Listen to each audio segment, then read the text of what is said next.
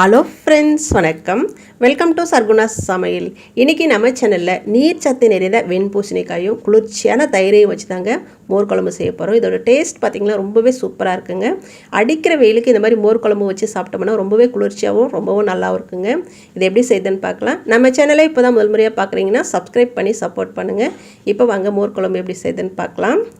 அதுக்கு முதல்ல இந்த மாதிரி நீர் சத்து நிறைந்த வெண்பூசணிக்காயில் தான் இன்றைக்கி மோர் குழம்பு செய்ய போகிறேங்க. ஒரு 1/4 கிலோ வெண்பூசணி வாங்கிட்டு நல்லா தோலெல்லாம் சீவிட்டு இது மாதிரி சின்ன சின்ன பீசஸாக நான் கட் பண்ணி வச்சுருக்கிறேன். அடுத்ததாக பார்த்திங்கன்னா ஒரு 400 கிராம் தயிர் எடுத்து வச்சுருக்கேன். கொஞ்சம் கட்டியான தயிர் தான் நான் எடுத்துருக்கிறேன். கொஞ்சம் மீடியமாக புளிச்ச தயிர் இருந்தால் இந்த மோர் குழம்புக்கு ரொம்பவே நல்லாயிருக்குங்க. விஸ்கு வச்சுட்டு இந்த மாதிரி கொஞ்சம் கூட கட்டிகள் இல்லாமல் நல்லா அடித்து வச்சுக்கோங்க. அப்படி இல்லைன்னா தயிர் கடையிற மத்து இருந்தால் அதில் கூட நம்ம அடித்து வச்சுக்கலாம். அப்படி இல்லைன்னா மிக்சியில் போட்டு கட்டி இல்லாமல் அடித்து எடுத்து வச்சுக்கலாங்க.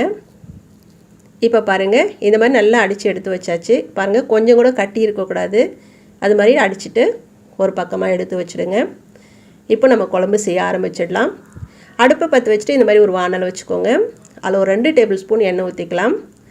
எண்ணெய் சூடானதும் ஒரு 7 8 சின்ன வெங்காயத்தை உரிச்சிட்டு சேர்த்துக்கோங்க. நல்லா வாசனையாக இருக்கும் குழம்பு. சின்ன வெங்காயம் இந்த மாதிரி நல்லா வதங்கினதும் நம்ம கட் பண்ணி வச்ச வெண்பூசணிக்காயை சேர்த்துக்கலாம். சேர்த்துட்டு ஒரு 2 நிமிஷம் போல் இதை நல்லா இந்த எண்ணெயிலே நல்லா வதக்கிக்கலாம். வெண்பூசணிக்காயில் மோர் குழம்பு செய்யும்போது ரொம்பவே சுவையாக இருக்குங்க. பாருங்கள், 2 நிமிஷம் நல்லா வதங்கிடுச்சு.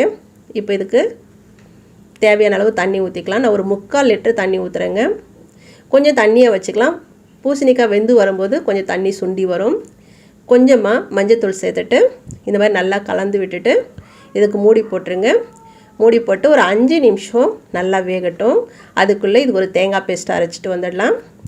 இந்த மாதிரி ஒரு மிக்ஸி ஜார் எடுத்து வச்சுக்கோங்க. அதில் ஒரு 1/4 மூடி தேங்காய் இந்த மாதிரி சின்ன சின்ன பீசஸாக கட் பண்ணிவிட்டு சேர்த்துக்கோங்க. அது கூடவே 1 டீஸ்பூன் சீரகம் சேர்த்துக்கோங்க. ஒரு துண்டு இஞ்சியை இந்த மாதிரி பொடியாக கட் பண்ணிவிட்டு சேர்த்துக்கோங்க. இது கூடவே 3 பச்சை மிளகாயை பொடிச்சிட்டு சேர்த்துக்கோங்க. அடுத்ததாக பார்த்திங்கன்னா 1 டேபிள் ஸ்பூன் துவரம்பருப்பும் 1 டீஸ்பூன் பச்சரிசியும் ஒரு 10 நிமிஷம் நான் ஊற வச்சுருக்கிறேன். அந்த ஊற வச்சதை தண்ணியெலாம் வடிச்சிட்டு இது கூடவே நம்ம சேர்த்துக்கலாம்.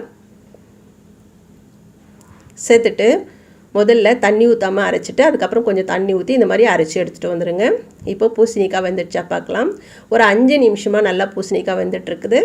பாருங்கள், கொஞ்சம் தண்ணியும் வற்றி வந்துட்டுருக்குது. பாருங்கள், பூசணிக்காயும் ஒரு 5 நிமிஷம் நல்லா வெந்துடுச்சு. இன்னும் கொஞ்சம் நான் ஒரு டம்ளர் தண்ணி ஊற்றிக்கிறேன். ஏன்னா மோர் குழம்பு கொஞ்சம் தண்ணியாக இருந்தால் நல்லாயிருக்கும். இப்போது நம்ம அரைச்சி வச்ச தேங்காய் விழுதை வந்து இது கூட சேர்த்துக்கலாம். சேர்த்துட்டு இதை நல்லா கலந்து விட்டுக்கோங்க. பாருங்கள், இந்த அளவுக்கு தண்ணியாக இருக்கணும். மறுபடியும் இது கொஞ்சம் தேவையான அளவு உப்பு சேர்த்துட்டு ஒரு 5 நிமிஷம் போல் மறுபடியும் நல்லா கொதிக்க வச்சுக்கலாம். பாருங்கள், ஒரு 5 நிமிஷம் நல்லா கொதிச்சிட்ட பிறகு பாருங்கள், குழம்பு வந்து இந்த கன்சிஸ்டன்சியில் இருக்குது. கரெக்டான அளவாக இருக்குது.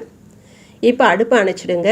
அடுப்பை அணைச்சிட்ட பிறகு நம்ம அடித்து வச்ச தயிரை வந்து இது கூட ஊற்றிக்கலாம். தயிர் பார்த்திங்கன்னா அடிச்சிட்ட பிறகு இந்த அளவுக்கு தண்ணியாக வச்சுக்கோங்க. கரெக்டாக இருக்கும். தயிர் பார்த்திங்கன்னா நம்ம வந்து அடுப்பை அணைச்சிட்ட பிறகு தான் வந்து குழம்புல வந்து தயிரை ஊற்றணும். தயிர் ஊற்றிட்ட பிறகு குழம்பு வந்து கொதிக்க வைக்கக்கூடாதுங்க. இப்போ தயிரை ஊற்றிட்டு இந்த மாதிரி நல்லா கலந்து விட்டுக்கோங்க. பாருங்கள், கரெக்டான அளவில் கரெக்டான கன்சிஸ்டன்சியில் பார்த்திங்களா குழம்பு சூப்பராக இருக்குது. பாருங்கள், இது சாதத்தில் ஊற்றி சாப்பிடும்போது அவ்வளோ அருமையாக இருக்கும். இதுக்கு ஒரு தாளிப்பு போட்டலாம் ரொம்ப நல்லா வாசனையாக இருக்கும். ஒரு தாளிப்பு கரண்டியில் 2 ஸ்பூன் எண்ணெய், கடுகு, சீரகம், உளுந்து, கொஞ்சம் வெந்தயம் தாளிச்சிட்டு 3 மிளகாயை கிள்ளி போட்டுக்கோங்க. ஒரு கொத்து கருவேப்பிலையை உருவி போட்டுட்டு ஒரு 1/4 டீஸ்பூன் பெருங்காயத்தூள் சேர்த்துட்டு நல்லா கலந்து விட்டுட்டு அப்படியே குழம்புல கொட்டிடலாம். ரொம்ப நல்லா வாசனையாக டேஸ்ட்டாக இருக்கும். இப்போ ஒரு முறை அப்படியே நல்லா கலந்து விட்டுக்கோங்க. அவ்வளோதாங்க, மோர் குழம்பு பாருங்கள் சூப்பராக தயாராகிருச்சு. நீர் சத்து நிறைந்த வெண்பூசணிக்காயும் குளிர்ச்சியான தயிரையும் வச்சு இந்த மாதிரி மோர் குழம்பு செஞ்சு இந்த வெயிலுக்கு சாப்பிடுங்க. இதமாக ரொம்ப நல்லாயிருக்கும். இந்த சுட சுட சாதத்தில் ஊற்றி சாப்பிடும்போது அவ்வளோ அருமையாக இருக்குங்க. இதே மாதிரி நீங்களும் செய்து பாருங்கள், அருமையாக இருக்கும். இதை சாதத்தில் பார்த்திங்கன்னா கொஞ்சமாக ஊற்றி சாப்பிடக்கூடாது, நிறைய ஊற்றி சாப்பிட்ணுங்க. ரொம்ப நல்லாயிருக்கும். இதே மாதிரி நீங்களே செய்து பாருங்கள். இந்த வீடியோ பிடிச்சதுன்னா சர்குணாஸ் சமையலுக்கு சப்ஸ்கிரைப் பண்ணி சப்போர்ட் பண்ணுங்கள்.